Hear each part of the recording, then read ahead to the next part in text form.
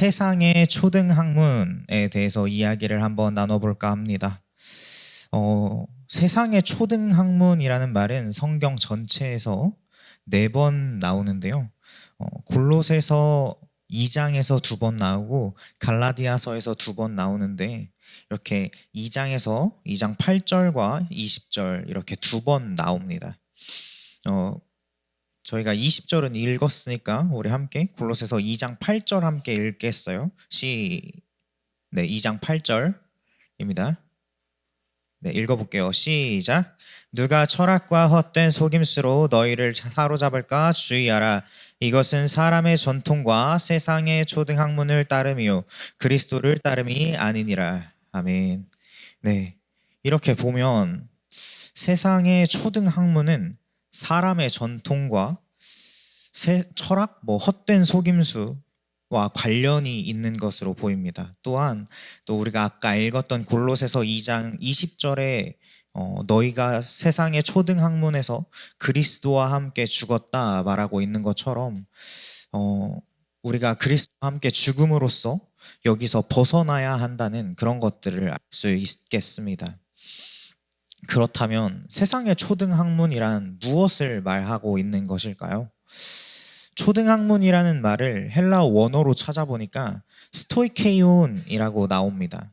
이 단어는 요소들 또는 원리, 기초, 질서를 뜻하는 말입니다. 그러니까 세상의 초등학문이란 말은 세상의 기초적인 원리나 질서라고 말할 수 있고, 지금 이 세상에 깔려있는 기초적인 그런 기본적인 가치나 사상을 말한다고도 할 수 있습니다. 세번역 성경은 이 세상의 초등학문이라는 말을 세상의 유치한 원리라고 번역했습니다. 이 원리를 유치하다고 말하는 이유는 그것이 하나님의 말씀으로부터 나온 진리가 아니라 단지 헛되고 공허한 사람의 말뿐이기 때문일 것입니다. 우리는 살아가면서 다양한 이야기들과 말을 들으며 삽니다. 그렇죠? 그렇죠? 네, 지금 제가 이렇게 말씀드리는 것도 말이죠. 네. 혹시 집에서 교회까지 오는데 들었던 모든 말을 기억하고 있는 친구들이 혹시 있을까요? 네, 없겠죠. 네, 있으면 여기 정말 대단하신 거예요. 네. 우리가 정말 길거리를 걸어가다가 어떤 가게에서 흘러나오는 노래, 학교에서 학원에서 선생님의 말씀, 옆에서 친구들이 떠드는 말소리, 집에서 들리는 TV 소리 같이 우리가 살아가는 모든 자리에서 수많은 말들이 들려옵니다. 우리가 방 안에 틀어박혀서 이렇게 문 탁 걸어 잠그고 이렇게 이불 뒤집어 쓰고 있거나 무인도에 들어가서 숨어 있거나 하지 않는 이상 이 세상의 말들과 이야기들에 벗어난다는 것은 쉬운 일이 아닐 것입니다. 이렇게 여기저기서 들려오는 이 말이 그 말 속에는 사람의 가치관이나 사상, 철학, 성품이 담겨져 있습니다. 노래, 드라마, 예능, 뉴스 같은 미디어뿐만 아니라 그저 지나가듯 들려오는 아주 사소한 잡담과 농담에도 이런 것들이 담겨 있습니다. 그러므로 말은 메시지를 통해 가치관과 사상을 전달합니다. 여기서 주목해 봐야 할 점은 개인의 철학과 가치관을 만드는 것 또한 말이라는 것입니다. 사람들은 말을 통해서 나의 가치관을 다른 사람에게 전합니다. 이렇게 전해진 가치관은 다른 사람의 가치관에도 영향을 미칩니다. 의도했든지 의도하지 않았든지 말이죠.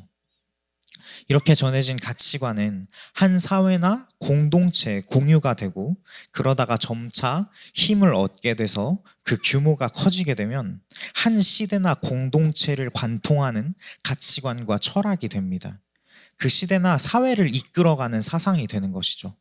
이 사상은 그 사회를 운영하는 원리가 됩니다.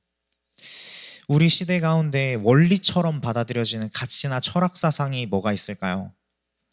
진화론, 경쟁, 우리가 공감해야 된다, 포스트 모더니즘, 너도 옳고 나도 옳다는 상대주의, 인생의 주인은 바로 나, 이런 것들이 있을 거예요. 바로 이런 사람 중심의 인본주의적인 가치관들이 오늘 이 세상을 이끌어가는 하나의 원리처럼 작동하고 있습니다. 그러나 그것들은 진리가 아닌 단지 유치하고 헛되고 공허한 철학과 속임수에 불과한 것입니다. 사도 바울의 시대에도 그랬던 것 같아요. 사도 바울이 살았던 시대는 로마가 온 세계를 정복하고 다스리던 시대입니다.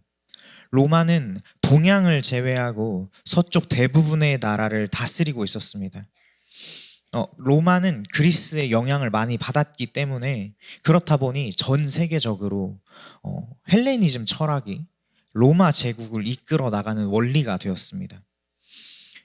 헬레니즘 철학은 영지주의를 만들어냈고 이 영지주의는 빠른 속도로 교회 내에 퍼지게 됩니다. 영지주의자들은 영은 고귀하고 정결하고 물질은 천하고 악한 것이라고 생각했습니다. 그래서 물질 세계를 만드신 창조주 하나님을 부정하였고 예수님이 육체로 오셨다는 사실을 믿지 않았습니다. 또한 육체를 빨리 벗어나는 것이 진정한 해방이라고 생각했습니다. 이러한 사상은 지금 에바브라가 사역했었던 골로새 교회에도 영향을 주게 됩니다. 우리가 잘 알고 있지만 그러나 우리가 잘 알고 있는 것처럼 예수님께서는 하나님과 만물을 화목하게 하길 원하십니다. 골로새서 1장 19절부터 20절까지 말씀입니다. 골로새서 1장 19절부터 20절까지 말씀 함께 읽겠습니다. 시작. 아버지께서는 모든 충만으로 예수 안에 거하게 하시고 그의 십자가의 피로 화평을 이루사 만물 곧 땅에 있는 것들이나 하늘에 있는 것들이 그로 말미암아 자기와 화목하게 되기를 기뻐하심이라. 아멘. 하나님께서는 예수님의 십자가 피로 만물과 자신을 화목하게 하셨습니다. 그것은 하나님의 계획하심입니다. 하나님은 창조주이십니다. 믿으십니까? 아멘. 그분은 창조하신 것에 대해서 다스리시고 책임을 지시는 분이십니다. 죄로 인해 멀어져 버렸다고 해서 그 창조하신 것을 버리거나 다 부숴버리고 다시 만드시지 않습니다. 죄로 인해 멀어졌던 그 하나님과 만물 사이의 관계를 예수 그리스도께서 회복시키셨고 예수님께서 다시 오실 그날에 모든 만물을 창조하셨던 그 모습 그대로 회복시키실 것입니다. 하나님의 뜻이 하늘에서 이루어졌던 것처럼 이 땅에서도 일어나는 연합이 생겨나게 될 것입니다. 그러므로 영지주의자들의 이런 주장은 잘못된 것입니다. 또 영지주의뿐만이 아니라 사도 바울 당시에는 예수님을 믿는 것과는 별개로 유대교로 개종하고 할례를 받아야만 구원을 받을 수 있다는 유대주의와 교회 공동체, 그것이 교회 공동체 안에 퍼져 있었고 또 2장 18절에 나타난 것처럼 영지주의에서 비롯된 천사 숭배나 금욕주의까지 교회의 공동체에 들어와 있었습니다. 영적인 존재의 천사 숭배를 하고 또 금욕주의, 물질적인 것은 다 악하다고 생각해서 그와 관련된 욕구를 다 극도로 피하는 그런 금욕주의를 따르기도 했던 것이죠. 그래서 21절에 나오는 것처럼 붙잡지도 말고 맛보지도 말고 만지지도 말라는 규례들이 생겨나게 된 것입니다. 그러나 이것은 하나님의 말씀에 근거한 것이 아니라 사람의 생각에 근거한 것이었습니다. 우리 함께 골로새서 2장 21절부터 23절까지 말씀 읽겠습니다. 2장 21절부터 23절까지 말씀입니다. 시작. 곧 붙잡지도 말고 맛보지도 말고 만지지도 말라 하는 것이니 이 모든 것은 한때 쓰이고는 없어지리라. 사람의 명령과 가르침을 따르느냐? 이런 것들은 자의적 숭배와 겸손과 몸을 괴롭게 하는 데는 지혜 있는 모양이나 오직 육체를 따르는 것을 금하는 데는 조금도 유익이 없느니라. 아멘. 이러한 규례들이요, 그저 한때 쓰이고 사라질 사람의 명령과 가르침을 따른 것이라고 말씀합니다. 사람의 가르침은 영원하지 않습니다. 오직 주의 말씀만이 영원히 설 것입니다. 사람의 가르침은 진리가 아니기에 사람을 변화시킬 만한 힘이 없습니다. 그저 신앙과 삶이 분리된 종교인으로 살게 할 뿐입니다. 23절에 보시면 이러한 것들이 자의적 숭배와 겸손과 몸을 괴롭게 하는데 지혜 있는 모양으로 보인다고 말씀하고 있습니다. 붙잡지도 않고 맛보지도 않고 만지지도 않고 욕구를 억제하고 애쓰는 모습이요, 다른 사람들이 보기에는 거룩하고 경건하게 보일 수 있습니다. 또 이것들이 또 그럴듯하게 보입니다. 분명 나 자신을 쳐서 복종하는 모습이 필요합니다.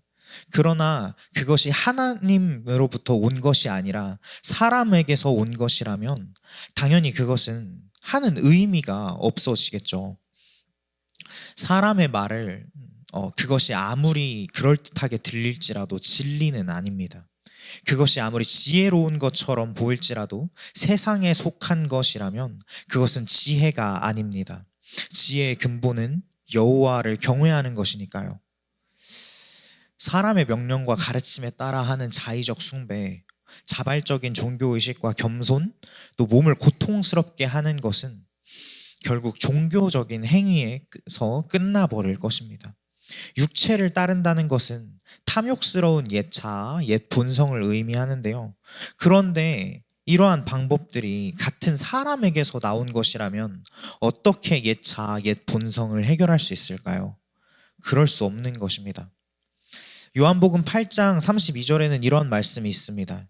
진리를 알지니 진리가 너희를 자유롭게 하리라. 아멘. 우리를 옛 자아, 옛 본성에서 자유롭게 하는 것은 진리입니다. 길이요 진리요 생명 되신 예수님을 붙잡는 것입니다. 하나님의 말씀을 따라 걷는 것이 아니라 사람이 만든 규정과 교훈을 따라 살다 보면 결국 신앙과 삶이 뜯어져 있는 나 자신을 발견하게 될 것입니다. 그러므로 우리는 말씀으로 나아가야 합니다. 말씀을 계속해서 우리들의 심령에 채워야 합니다. 세상의 초등학문이 아니라 진리를 채우는 것입니다. 이 세상의 진정한 원리는 오직 진리입니다.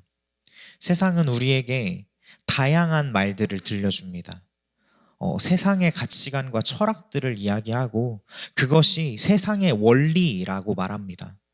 이 메시지들은 우리를 혼란스럽게 만들고 또 조급하고 불안하게 만듭니다.